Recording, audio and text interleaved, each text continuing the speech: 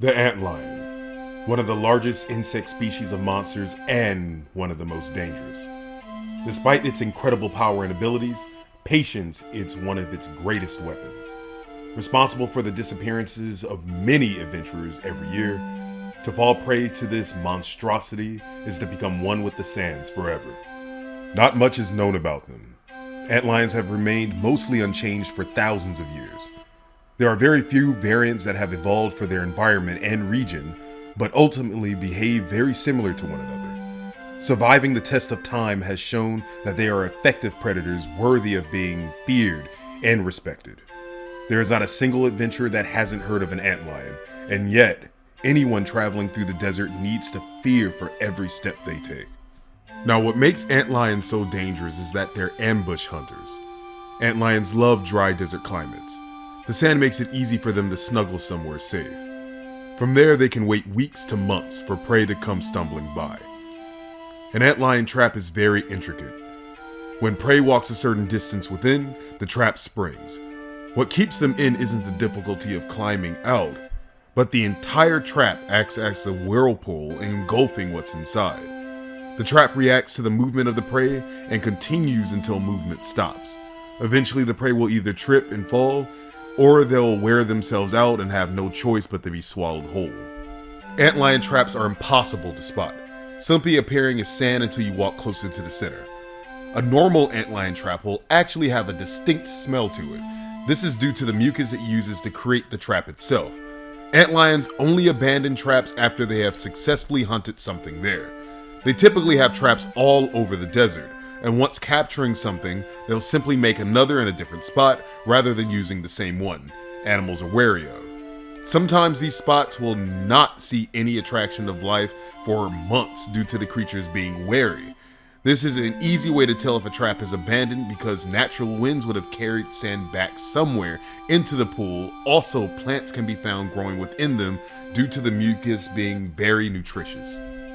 Now, if you ever see these quicksands just active, it's best to stay far away. These are breeding grounds. Young antlions aren't very good at digging until a month or so into their births. So the parents have them somewhat above ground, completely surrounded by a border of whirlpools. Antlions raise their young together in massive packs of 20 or so when they do this. All animals know to stay far away, but for those who aren't very wise, on approach, they will attack immediately. After their young is born, they split back up and the sands die down. If stuck in an antlion's trap, the most important thing to do is stay very still. The vibrations make the sand move further down. If you are traveling in a party, a mage is capable of freezing the mucus in the pit to allow one to pull themselves out and stop the movement of the sand. If alone, it's best to dig into the sand and start to push your way up. You can also wet the sand, interrupting the natural flow of the pool, and pull yourself up. Normal prey would fall into this trap, but like a spider's web, the antlion can sense its vibrations, and depending on how powerful, the antlion itself will arrive to handle the prey itself. That's the most important reason why it's best not to vibrate the sand. Never willingly fall into an antlion's den. Antlion dens are actually a series of elaborate mazes that are nearly impossible to track. They go down for miles. By the time prey makes it down, they have typically suffocated. But once there, you land in a patch of sand to be picked up by an antlion later and eaten in the breeding den. The best example of this is the complicated system in Clara on the mist continent of Gaia. This is why it's impossible to find someone that's fallen completely into one of these pits. The maze itself travels deep all over the desert. There will be no rescue party deployed because the risk is that high. This is why the antlion has remained unchanged. It's already near perfect predator. But if it needs to fight, it has plenty of deadly tools to use. The physical body of an antlion is impressive. They rival the size of behemoths, and with that comes the physical prowess to match. Their mandibles are incredibly powerful, dealing a lot of damage to their target. But if that isn't bad enough, they have the chance to cause paralysis. Least amount of effort to drag you into a sand pool, most likely. But the reason for this is the mucus they produce. Antlions slather their mandibles in their unique mucus in combat, and when it pierces the skin and gets inside the body, can cause paralysis. The antlion can also spit this mucus out, causing a slowing effect from the numbing. Flatten is exactly as it sounds. They use the entirety of their body weight to cause damage to the enemy. Counterhorn is an antlion's retaliation to any physical attack. But if you think antlions are simply physical creatures, please do not be fooled. Many have been known to have cast Fire, the level 2 fire spell. Discord that reduces the combative capabilities of your party. The older antlions have been able to use the spell Death, outright killing any threat. Then you have Cannibalize. It's very rare to see two antlions hunt together unless they're young. But at times where they're most desperate, will devour a weaker antlion to regain its health and keep fighting if needed. The other is far more dangerous, Sandstorm. Other creatures do have this ability, but it's still a rare one used almost exclusively by creatures from the desert. Using magical forces, it does exactly as it says. Quickly rouses the sand in the area to create a dense sandstorm that damages all enemies and causes blindness. The yield depends on the size of the antlion, but doesn't make it any less dangerous, with other variety of skills the antlion has. A perfect tool for hunting in these environments. The best part that is, even if the antlion is blinded itself, if you happen to be marked by its mandibles, it can locate you easily with the smell of his mucus within the sandstorm itself. If things happen to get too bad, it also has the skill Flee to quickly and safely exit the battlefield. Now it seems like the antlion is too terrible a threat to go traveling the deserts that they are known for, but there is no need to directly fear them. Antlions are typically docile. They rarely ever actively hunt, and even if seen above ground, they tend to ignore other creatures unless directly threatened. They are only really aggressive when you fall into one of their sand traps. But if you escape, they tend to just let you go and move on. Not worth fighting when they have other traps to tend to. Best way to avoid traps altogether is with chocobos. Chocobos are sensitive to their footing and can sense the location of traps as they get close and tend to run around them.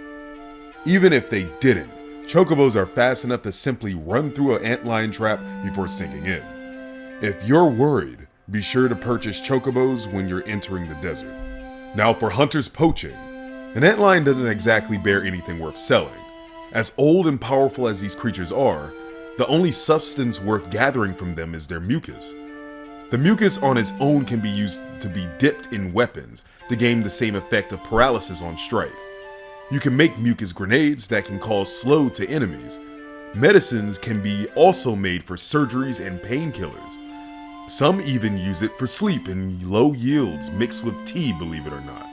But there are other parts from other creatures that can be used in the same way that are far less dangerous. So unless you're trying to make a custom weapon with a powerful effect, it's simply not worth the danger. The other is possible gear you may be able to find. Some antlions have been known to hold mithril vests and gold helms. These typically get stuck on the maw during consumption of an unfortunate adventurer, and a skilled thief may be able to steal off them and the party can escape with the wares. But once again, it would be better just to purchase these items. There is a chance that by locating an old antlion, you may be able to find something ancient and very rare. But an older antlion adds the extra danger of an experienced antlion that is used to fighting adventurers. If there is to be true treasure trove, it would be within the hidden network of tunnels of the antlion. These networks are older than most civilizations. If one could locate where they eat their meals, they could come across the most valuable treasures even imagined. But once again, no one has ever traversed these tunnels and no one has ever returned. Now, as I said before, the antlion has mostly remained the same over the last few centuries, with only a few notable ones. In Ivalice, a female killer mantis grew so powerful, they decided to give her the honor of the name Antlion, along with putting it on the hunt board. But not really an antlion, but it is a strange occurrence. Sometimes antlions can vary in color as well, but otherwise they remain the towering creatures we see here. These mighty creatures have remained unchanged because they are such the perfect hunters with the tools to combat any threat before them. They are capable of mass destruction, and yet they are very gentle. A creature to be respected, the Antlion.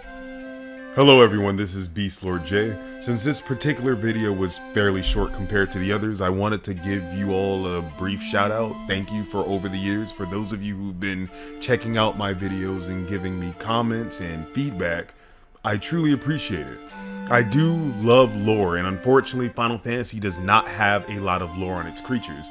So I want to remind you guys the reason I'm doing this is, as I just mentioned, and on top of that I'm trying to piece together everything that we've seen from monsters throughout Final Fantasies, looking at their behaviors, how they've been used, and trying to create this story around them, right? Piece together the lore that would make sense for something, for let's say a tabletop game. It's something that I've been trying to get into, so if anything, hopefully maybe one day Square Enix will take a look at this and be like, you know, we do have something here, because I truly feel that if Square Enix made a CRPG or a tabletop game, they have a lot to work with. So it's part fantasy with that, part because I love lore, and it's something fun. I get to look at all of my favorite games and piece together something that can make sense and hopefully be believable to other people who are watching it and who enjoy Final Fantasy, to get another person's perspective on what they're looking at. So for those of you who happen to be watching these, if anybody ever wants to provide suggestions on monsters I can do, if they have any perspectives themselves, who knows, maybe 5 years from now I'll go back over these videos and add more to it, something that we can all create together. I would love to do that. Anyone who wants me, to check out a monster and probably piece something together, I would love to do that also. I tend to look at the mainline Final Fantasy, so right now 1 through 16, and basing a lot of these theories around those, the mainline games. Unless one of the side ones happen to have something pretty cool that I feel supports what I'm trying to convey, then I'll do that too, but mostly the mainline series. Right now I'm doing this raw. It's not like my writing is the greatest, but this is me being me. So, and this is also a thank you to everybody who's been watching over the years. Thank you very much. I truly appreciate it, and I promise I will keep these videos coming more frequently rather than 6 months apart like I did with my last one. Thank you everybody, and have a good day.